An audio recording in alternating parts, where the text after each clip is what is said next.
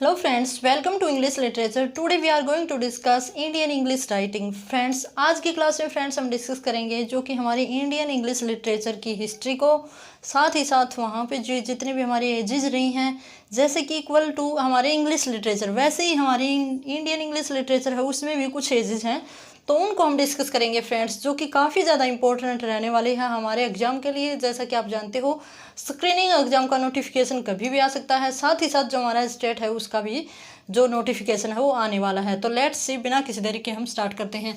तो फ्रेंड्स हम देखते हैं कि इंडियन इंग्लिश राइटिंग है, इसको हम और भी बोलते हैं एंडो एंग्लियन इंग्लिश, या हम कहें इंडियन लिटरेचर। तो फ्रेंड्स टू टाइप से हम बोल सकते हैं। जो हमारी इंडियन इंग्लिश राइटिंग है उसको हम एंडो एंग्लियन इंग्लिश राइटिंग भी बोलते हैं, इंग्लिश लिटरेचर भी बोलते हैं। क्यों बोलते हैं फ्रेंड्स एंडो? यहाँ पे जो एंडो है वो इंडिया को क्या करता है, नोमिनेट करता है, दिखाता है।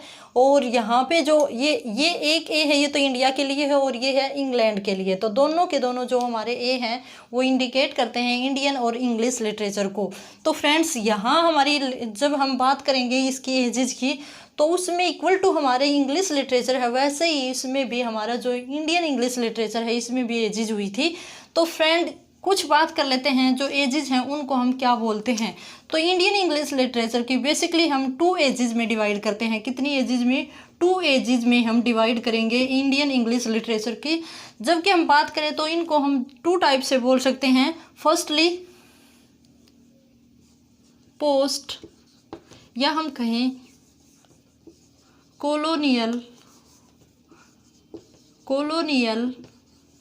As of Indian English literature. दूसरा इसी को हम और भी बोल सकते हैं, जैसे modern age of Indian English literature.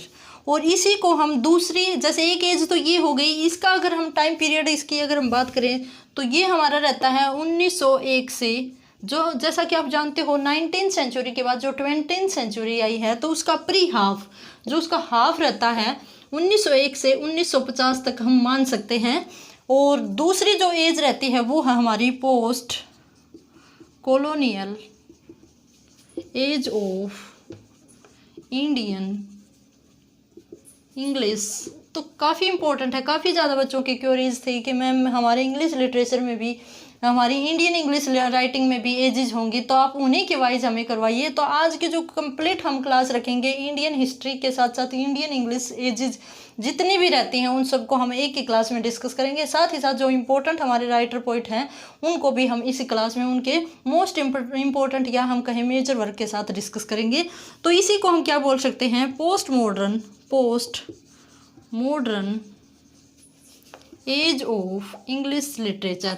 और ये कहाँ से कहाँ तक है? 1950 से अब तक 2000 तक हमारी एज को हम बोल सकते हैं। वैसे तो जो हमारा लिटरेचर है वो अब भी राइट डाउन करता जा रहा है। जैसे हम देखते हैं कि जो किरण देसाई है वो अब भी लिखते हैं, सलमान रुश्दी हैं वो भी अब भी लिखते हैं। और साथ ही साथ जो अदर हमारे राइटर रहे हैं इम्पोर्टेंट, जैसे अभी हमने देखा कि साहित्य अकादमी अवार्ड मिला था, वो हमारी इंडियन राइटिंग से जो वुमेन रिलेट करती हैं उनको मिला है। तो काफ़ी ज़्यादा जो लिटरेचर को बढ़ावा देने के लिए जो हमारे अवार्ड्स हैं वो भी इस्टेब्लिश की गई हैं, जो कि हमारे जो इंडियन गवर्नमेंट है उसके द्वारा। तो फ्रेंड लिटरेचर की ये दो ही हमारी मेजर जो स्टेजेस या हम कह सकते हैं एजेस रखी गई हैं इंडियन इंग्लिश लिटरेचर की। क्योंकि फ्रेंड्स कॉलोनियल का मतलब होता है जब देश था वो अंग्रेज़ों का गुलाम था, तो उस टाइम पे भी राइटर हुए थे।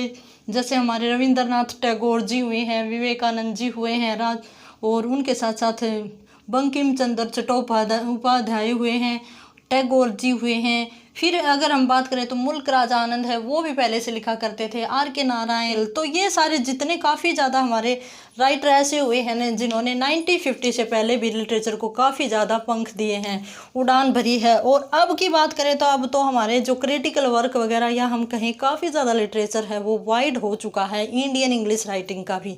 तो फ्रेंड्स काफ़ी इंपॉर्टेंट है, ये दो एजेस हैं जो आपको पता होनी चाहिए। Firstly colonial age of Indian English literature, जिसको हम modern age of English literature या इंडियन इंग्लिश लिटरेचर के कह सकते हैं। सेकंड एज है हमारी post colonial age of Indian English literature, इसी को हम पोस्ट मॉडर्न एज भी कह सकते हैं, जो कि 1950 से हमारी 2000 तक हम कह सकते हैं।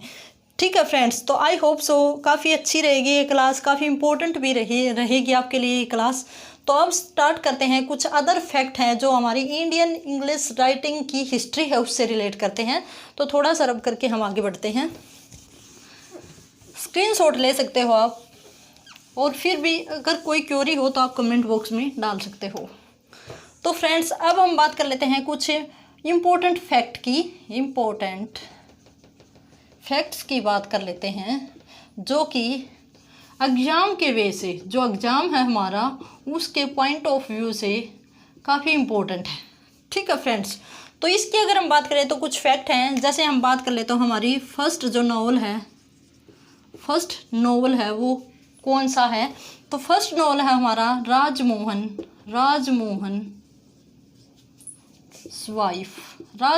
वाइफ्स है। ये नॉवल है जो कि 1964 में लिखा गया है। किसके द्वारा? बंकिम चंद्र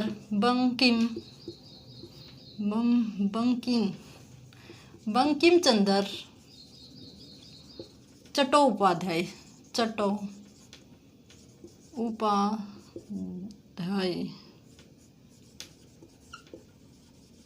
ठीक है फ्रेंड्स, ये वाई है।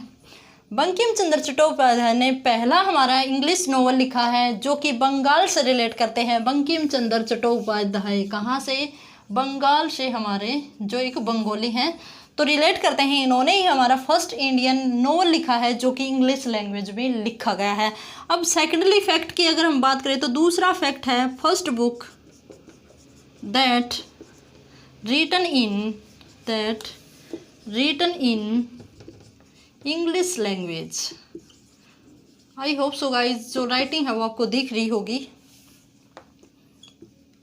ठीक है, तो ये जो बुक है वो है दीन मोहम्मद ने इस बुक को लिखा है 1793 में इस बुक को लिखा है। और फ्रेंड, इसकी अगर बुक की बात करें तो ये हिस्टोरिकल बुक है। उन्होंने अपनी यात्रा का वृत्तांत किया है जब वो इंडिया में आए थे। तो ये बुक है वो लिखी गई है। इसका नाम है, टाइटल इसका नेम है द ट्रेवल्स ऑफ दीन। इस टाइटल से इस बुक को लिखा गया है। तो ये जो हमारी ये दो बुक हैं, एक नॉवल है, एक जो हमारा बुक का नाम रहता है जिसमें उन्होंने अपने ट्रैवल के बारे में लिखा है, तो काफ़ी इंपॉर्टेंट है। यहाँ से कई बार ये वाला राजमोहन्स वाइफ है, ये क्वेश्चन पुट किया गया है हमारे इंग्लिश लिटरेचर में जो इंडियन राइटिंग से रिलेट करता है। अब थर्ड फैक्ट के ऊपर चलते हैं। हमारा जो थर्ड फैक्ट रहता है उसमें अगर हम बात करें तो शॉर्ट स्टोरी भी काफ़ी लिखी गई हैं। शॉर्ट स्टोरी आज भी काफ़ी ज़्यादा लिखी जाती हैं फ्रेंड्स। तो फ्रेंड्स, अब बात कर लेते हैं कि फर्स्ट न्यूज़पेपर की अगर हम बात करेंगे तो दी हिक्कीज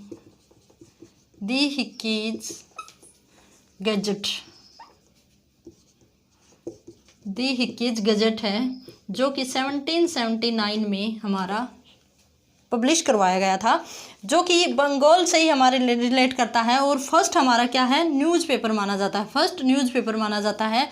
फिर गाइज एक फैक्ट और रहता है कि प्रिंटिंग प्रेस है। जैसे कि हमने कल वाली क्लास में डिस्कस किया था, जो इंग्लैंड की प्रिंटिंग प्रेस थी वो 1476 में इस्टेब्लिश की गई थी। वहीं अगर हम इंडिया की बात करते हैं कि इंडिया की अपनी प्रिंटिंग प्रेस या इंडिया में कब से जो न्यूज़पेपर, पत्रिका या हम कहें नॉवेल्स, लिटरेचर है वो पब्लिश होना शुरू हो गया था, तो वो लेट 17th सेंचुरी में हमारा इंडियन इंग्लिश राइटिंग या हम कहें हमारे जो वर्क लिखा करते थे वो पब्लिश होने शुरू हो गए थे इंडिया में ही। तो फ्रेंड्स, ये आप स्क्रीनशॉट ले सकते हो, ये इम्पोर्टेंट फैक्ट है। अब आगे चलेंगे कुछ अदर फैक्ट जो कि अवार्ड से रिलेटेड है। ठीक है फ्रेंड्स, काफ़ी इम्पोर्टेंट आपकी क्लास है।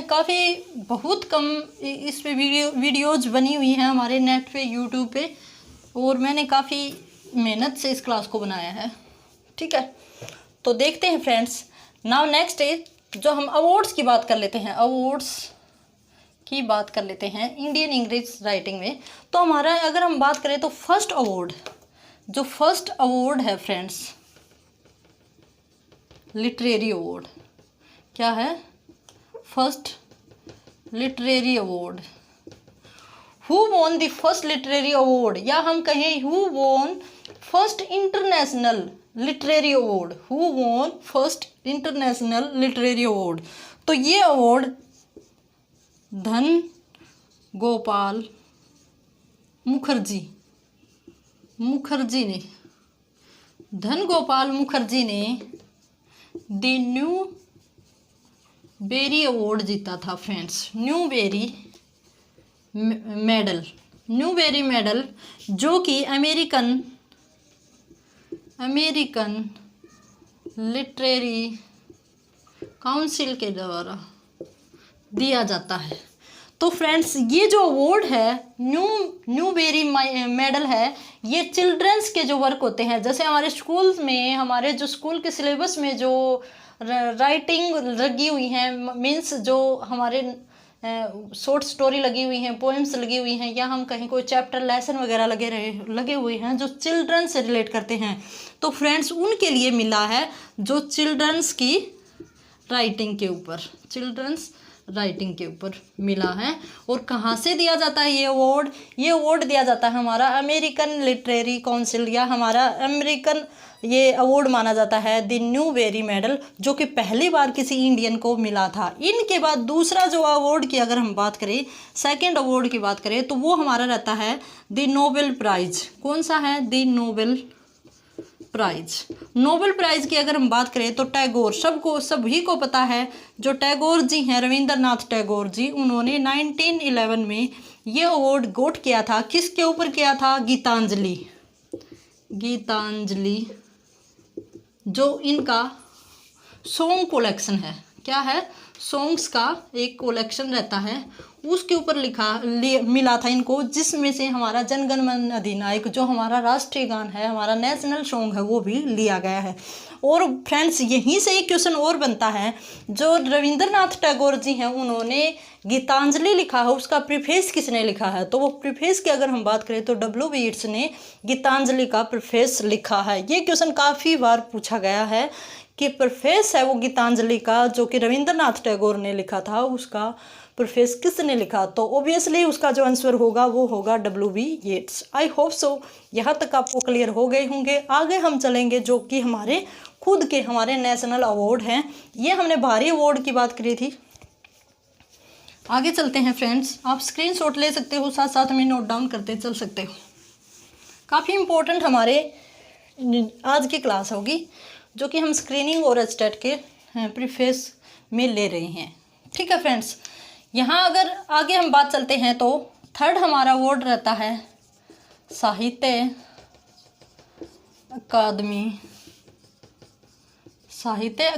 अवार्ड, जिसकी अगर हम बात करें फ्रेंड्स, इसकी अगर हम बात करें तो ये काफ़ी अच्छा अवार्ड माना जाता है, हमारे नेशनल हाईएस्ट अवार्ड माना जाता है, जो कि लिटरेरी वर्क के लिए दिया जाता है, किसी भी लिटरेरी वर्क के लिए दिया जाता है, जो कि हाईएस्ट अवार्ड है हमारे इंडिया का। तो फ्रेंड्स ये अवार्ड है 1954 में इसकी क्या की गई थी? स्टार्टिंग की गई थी। थोड़ा सा कर लेते हैं, स्टार्टिंग की गई थी। और फर्स्ट अवार्ड है वो कब दिया गया था? 1955 में ये फर्स्ट दिया गया था। कितनी लैंग्वेज में दिया जाता है? 24 लैंग्वेज में ये अवार्ड है हमारा दिया जाता है। अब अगर हम इंग्लिश की बात करें कि इंग्लिश में ये कब दिया गया था, तो इंग्लिश में 1960 में दिया गया था। किसको दिया गया था? दिया गया था R.K. नारायण को ये दिया गया है, 1960 में दिया गया था। किसके ऊपर दिया गया था? अगर पूछा जाए तो किस वर्क के ऊपर दिया गया था, तो दी गाइड जो इनका एक नॉवल रहता है उसके ऊपर दिया गया है फ्रेंड्स। अब एक क्वेश्चन और बनता है कि अब हाल फिलहाल में रिसेंटली ये अवार्ड कब दिया गया है? तो रिसेंटली ये अवार्ड 2021 में दिया गया है, जो कि गोखले को दिया गया है। ठीक है, कब का दिया गया है? 2021 को दिया गया है। और इसके तहत एक प्रशस्ति पत्र दिया जाता है और 1 लाख रुपए दिए जाते हैं। आई होप सो गाइज 1 लाख रुपए ही दिए जाते हैं। तो फ्रेंड्स, ये ओवरऑल हमारा जो इंग्लिश लिटरेचर का जो अवार्ड है, या हम कहें किसी भी हमारी राइटिंग, हमारा लिटरेचर से रिलेटेड जो अवार्ड दिया जाता है, तो हाईएस्ट अवार्ड माना जाता है साहित्य अकेडमी अवार्ड। ठीक है फ्रेंड्स, और इसके तहत 60 अवार्ड दिए जा चुके हैं। अब तक कितने अवार्ड दिए जा चुके हैं? 60 अवार्ड दिए जा चुके हैं। और फ्रेंड्स, ये हमारा हाईएस्ट अवार्ड है। ठीक है, तो आई होप सो यहाँ तक क्लियर हो गया होगा। अब हम चलेंगे जो हमारे इम्पोर्टेंट राइटर्स और पोइट रहते हैं उनके ऊपर चलें। तो मेरे साथ बने रहिए, जाइएगा नहीं। मैं थोड़ा सा रब कर देती हूँ, फिर हम एज वाइज चलेंगे। जैसा कि हमने एज लिखी हैं इंडियन इंग्लिश की जो कॉलोनियल एज और हमारी जो दूसरी एज रहती है पोस्ट कॉलोनियल या पोस्ट मॉडर्न एज। तो फ्रेंड्स, मैं लिख देती हूँ या राइट डाउन कर देती हूँ, फिर हम अंडरस्टैंड करेंगे।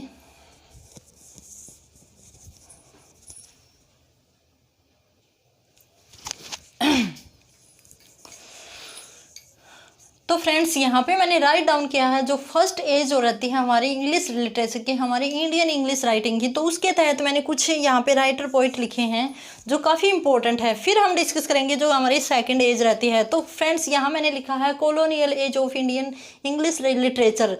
तो फ्रेंड्स, यहाँ पे हमारी फर्स्ट राइटिंग में, या हम कहें फर्स्ट फीमेल राइटर अगर हम बोलें, तो हमारी तोरू दत्त रहती है। फर्स्ट इंडियन इंग्लिश राइटर रहती है। कौन है? तोरू दत्त, जिनका बर्थ हुआ था 1853, शायद 53 है, और 1877 तक इनका लाइफ ड्यूरेशन रही है। काफ़ी यंग हमारी पोइटस मानी जाती है, राइटर मानी जाती है, और इन्होंने काफ़ी ज़्यादा हमारी पोइट्री लिखी है, साथ ही साथ नोवेल भी लिखा है। First Indian women that who has write down novel. तो हमारी तोरू दत्त हैं जिन्होंने फर्स्ट नावल लिखा है बायंका और द यंग स्पेनिश मैडन, जो कि 1878 में लिखा गया। फर्स्ट नावल है इंडियन राइटिंग, या हम कहें इंडियन फीमेल राइटर के द्वारा लिखा गया हमारा नोवेल है। हमने डिस्कस किया था first novel that written by male. तो मेल वाला था हमारा जो बंकिम चंद्र चट्टोपाध्याय ने लिखा था, राजमोहन्स वाइफ, और ये रहता हमारा इंडियन वुमेन के द्वारा लिखा गया। अब आगे अगर हम बात करें तो स्वामी विवेकानंद, आप सभी को पता है स्वामी विवेकानंद जी ने काफ़ी ज़्यादा स्पीचेस दी हैं जो कि वर्ल्ड फेमस रहे हैं। तो इनके बेसिकली जो आते हैं वो जो स्पीचेज हैं वो आती हैं। फिर उसके बाद चलते हैं हम रविंद्रनाथ टैगोर। तो फ्रेंड्स, यहाँ हम देखते हैं कि रविंद्रनाथ टैगोर जो कि हमारे क्या रहे हैं, फर्स्ट नोबेल विजेता रहे हैं, जिन्होंने फर्स्ट टाइम हमारा इंडिया में अगर हम बात करें तो नोबेल प्राइज़ को गेन किया था। कब किया था? 1911 में जो Nobel prize in English literature में लिया था, किसके ऊपर लिया था? गीतांजलि। जो गीतांजलि है उसको लिखकर, जो कि क्या है, सॉन्ग कलेक्शन है, कलेक्शन ऑफ सॉन्ग्स है। ठीक है, कब लिया था? 1911 में लिया था। और इसका एक क्वेश्चन और आता है कि इसका प्रीफेस वो किसने लिखा है? तो W.B. येट्स ने इसका प्रीफेस लिखा है। अब आगे चलते हैं कि इन्होंने कुछ अलग भी वर्क लिखे हैं, नोवेल लिखे हैं, शॉर्ट स्टोरी लिखे हैं, जिनमें अगर हम बात करें तो गोरा, सावित्री, और उसके बाद चांडाल, काफ़ी अच्छी जो इन्होंने अपनी ये वर्क स्टोरी लिखी हैं, गीता। ठीक है, तो काफ़ी ज़्यादा इन्होंने नॉवल और शॉर्ट स्टोरी लिखे हैं, सॉन्ग्स लिखे हैं। गीतांजलि से ही हमारा जनगण मन अधिनायक जो हमारा राष्ट्रीय गान है, नेशनल एंथम है, उसको लिया गया है। फिर उसके बाद अगर हम बात करें तो महात्मा गांधी को कौन नहीं जानता, जिन्होंने काफ़ी ज़्यादा जो बुक्स लिखी हैं जो कि इंडियन इंग्लिश राइटिंग के लिए भी वर्क करती हैं। इसमें अगर हम बात करें तो हिंद स्वराज। ठीक है, और एक इन्होंने ऑटोबायोग्राफी भी लिखी है। तो महात्मा गांधी का भी नाम आता है पोस्ट, या हम कहें कॉलोनियल इंडियन इंग्लिश राइटिंग में। फिर उसके बाद आता है R.K. नारायण। R.K. नारायण का मोस्ट इंपॉर्टेंट और डोमिनेटेड जो वर्क रहता है स्वामी एंड फ्रेंड्स रहता है, और अनटचेबल रहता है। अनटचेबल तो शायद मुल्क राज आनंद का है। तो हम देखते हैं कि R.K. नारायण है, उन्होंने फर्स्ट टाइम, ये किसके लिए जाने जाते हैं? इन्होंने इन तीनों की, एक आता है इनमें राजा राव आता है, जो तीनों की ट्रिलॉजी रहती है नोवेल्स के लिए, और जिनको व्हील्स ऑफ नोवेल भी माना जाता है इंडियन इंग्लिश राइटिंग में। ठीक है, तो यहाँ मुल्क राज आनंद हैं, वो माने जाते हैं हमारे फादर ऑफ। अब क्वेश्चन आता है कि who is the father of Indian English writing? तो father of Indian English writing कौन माने जाते हैं? मुल्क राज आनंद और आर के नारायण को 1960 में पहली बार साहित्य अकेडमी अवार्ड दिया गया था किसी भी इंग्लिश में अपनी राइटिंग लिखने वाले को। हमने अभी भी डिस्कस किया है कि साहित्य अकेडमी अवार्ड है वो क्या है और कितनी लैंग्वेजेज में दिया जाता है। राजा राव है, उन्होंने भी काफ़ी अच्छे अपने वर्क लिखे हैं और जाने जाते हैं, इनकी ट्रिलॉजी मानी जाती है। तो फ्रेंड्स ये हमारे कॉलोनियल या हम कहें modern age of Indian English writing की बोल सकते हैं। ये जो हमारे राइटर पोइट रहते हैं ये फ्रेंड्स पोस्ट मॉडर्न में भी आते हैं और मॉडर्न जो हमारा इंग्लिश लिटरेचर है उसमें दोनों में आते हैं।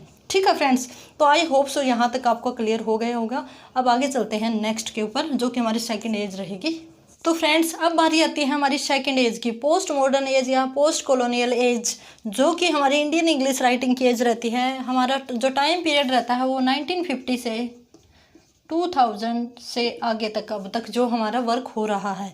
तो फ्रेंड्स यहाँ अगर हम थीम की बात करें तो जो थीम है वो सोसाइटी से लेकर है। साथ ही साथ अगर हम बात करें तो ये जो हमारी थीम है जो हमारी हिस्ट्री है उसके ऊपर भी बेस्ड है, और जो हमारे मोरल जो थीम है या हम कहें सोशल जो हमारे इश्यूज हैं उनके ऊपर जो ये राइटर हैं इन्होंने थीम ली है। तो फ्रेंड यहाँ जो पहला नेम मैंने यहाँ पे लिखा है सलमान रुश्दी का लिखा है। क्यों लिखा है? बिकॉज ऑफ कल ही की न्यूज़ में यहाँ पे एक इशू क्रिएट हुआ है कि सलमान रुश्दी के ऊपर क्या किया गया है, अटैक किया गया है, जो कि अमेरिका में। वैसे मूल रूप से हम जाने तो सलमान रुश्दी हैं वो इंडियन राइटर माने जाते हैं, लेकिन अमेरिका में स्टे करते हैं, वहीं लिखते हैं। तो फ्रेंड्स इनका एक वर्क रहता है मिडनाइट चिल्ड्रन के ऊपर इनको मैन बुकर प्राइज़ मिला है। तो फ्रेंड काफ़ी इंपॉर्टेंट है ये बुक है, ये हर जगह जहाँ हमारी जीके आती है उसमें भी ये क्वेश्चन पूछा जाता है, लिटरेचर है वहाँ भी क्वेश्चन है वो पूछा जाता है, मिडनाइट चिल्ड्रन। अब सेकंड चलते हैं हम निजी musical is the pioneer of our English poetry. यहाँ निजी म्यूजिकल है, उन्होंने काफ़ी ज़्यादा पोइट्री लिखी हैं, जो स्कॉर्पियन है, माय मदर है, ऐसे करके काफ़ी ज़्यादा जो इनकी थीम है वो हमारी सोसाइटी को ही लेकर है। सोसाइटी में एक एक पहलू को इन्होंने उठाया है, रिलेशनशिप को इन्होंने उठाया है, तो उन्हीं के ऊपर अपनी जो थीम है वो रखी है और अपना वर्क लिखा है। फिर उसके बाद आता है विक्रम सेठ का नेम भी काफ़ी बड़े हमारे राइटर पोइट में माना जाता है। मोस्टली ज़्यादातर हम जो हमारे ऑथर हैं उनमें से इनका नाम माना जाता है। The Golden Gate is the very important हमारा वर्क रहता है। The Suitable Boy, the Suitable Girl, ये दो इनका वर्क है, सूटेबल बॉय और सूटेबल गर्ल। और द गोल्डन गेट काफ़ी इंपॉर्टेंट है, मोस्ट इंपॉर्टेंट वर्क माने जाते हैं इन द सेंस किसी भी एग्जाम के अकॉर्डिंग। जैसे लिटरेचर में भी क्वेश्चन पूछा जाता है, जीके में भी इनसे क्वेश्चन है वो पूछा जाता है। फिर आता है रस्किन बॉन्ड है ए फाइट ऑफ पिजन्स, यहाँ इनको मैन बुकर प्राइज़ मिला है। इन सभी को साहित्य अकेडमी अवार्ड तो मिला ही है, साथ में इन्होंने इंटरनेशनल प्राइज़ भी गेन किए हैं। फिर उनके बाद आता है अनीता देसाई है बहुचर्चित हमारी लेडी राइटर है, और इनकी बेटी है किरण देसाई जो अब लिखती है। 2020 में भी इन्होंने एक बुक को लॉन्च किया है। तो फ्रेंड किरण देसाई है, उनका एक वर्क है इनहेरिटेंस ऑफ लॉस। ये हमारी कल्चर से रिलेटेड, हमारी हिस्ट्री से रिलेटेड, हमारे जो इथिक्स हैं उनसे रिलेटेड ये वर्क है सॉरी। और इनके ऊपर इनको क्या किया गया है, मैन बुकर प्राइज़ मिला है। ओके फ्रेंड्स, और जो अनीता देसाई है इनको मैन बुकर प्राइज़ नहीं मिला, लेकिन इनकी बेटी को मैन बुकर प्राइज़ मिला है। फिर आता है अरविंद अडिगा जी हैं, उन्होंने द वाइट टाइगर लिखा है जिसके ऊपर इनको मैन बुकर प्राइज़ मिला है। तो फ्रेंड काफ़ी इंपॉर्टेंट हमारे राइटर पोइट हैं, कुछ और रहते हैं उनको भी हम मेंशन कर लेते हैं। फिर आगे जो क्लासेज होंगे उनमें 1 बाय 1 हम हर एक राइटर पोइट को डिस्कस करते चलेंगे।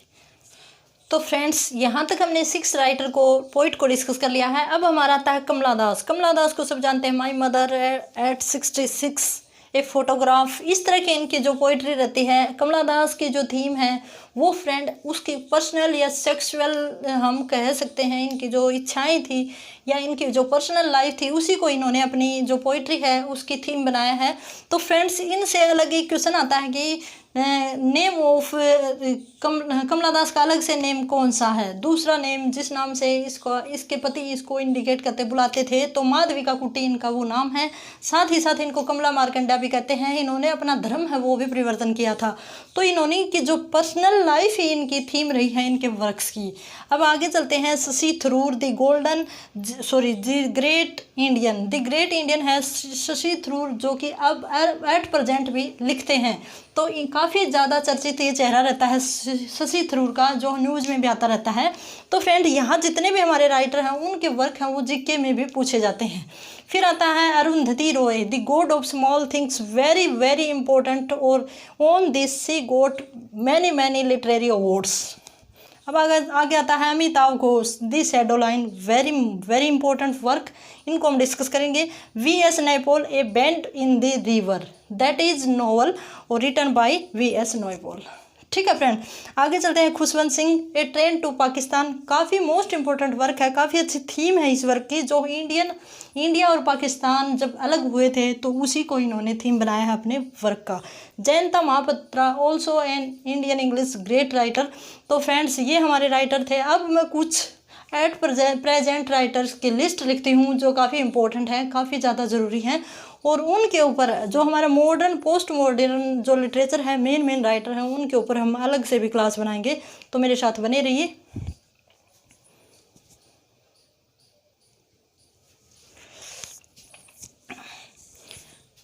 तो फ्रेंड्स यहाँ पे मैंने 5-7 ऐसे राइटर लिखे हैं जो कि न्यू जनरेशन, या हम कह सकते हैं कि यंग जनरेशन, इन सबको क्या बोलते हैं, यंग जनरेशन बोलते हैं। क्या बोलते हैं? Young generation of Indian English writing. तो फ्रेंड्स क्यों बोलते हैं? क्योंकि एट प्रेजेंट ये लिखते हैं और उनकी जो एज है, जैसे किरण देसाई है, जैसे ये हमारे जीत त्यागी हैं, इनको भी अभी हाल फिलहाल में नेशनल अवार्ड मिला है, इंटरनेशनल। सुजीत, यहाँ पे आप बात करें तो Anju Makhija is the generation, young generation writer poet मानी जाती हैं। सुदीप सेन, मान राव, जीत त्यागी और सुजाता भट्ट, इस तरह के जो हमारे राइटर हैं यंग जनरेशन में आते हैं, और एट प्रेजेंट इनका जो वर्क है वो अब ये लिखते हैं। फिर आता है सतीश चंद्रा, इस तरह के जो सतीश चंद्रा है वो भी हमारे हिस्टोरिकल राइटर माने जाते हैं, जो अपनी जैसे हमारी मॉडर्न हिस्ट्री है वो किसके द्वारा लिखी गई है? सतीश चंद्रा के द्वारा लिखी गई है। तो इस तरह से हम देखते हैं कि जो इंडियन इंग्लिश राइटिंग है उसमें 2 एजेस हैं, जिसमें काफ़ी ज़्यादा हमारे जो इम्पोर्टेंट राइटर पोइट हैं उनको हमने डिस्कस किया है। और फिर लास्ट में हमने बात की है न्यू जनरेशन की, या younger generation of Indian English writing की, जिसमें हमने बात की है। ठीक है फ्रेंड्स, तो आई होप सो काफ़ी पसंद आएगी ये क्लास। अगर आपको क्लास पसंद आए तो लाइक शेयर और सब्सक्राइब जरूर करना, और इसी के साथ have a good day and best of luck.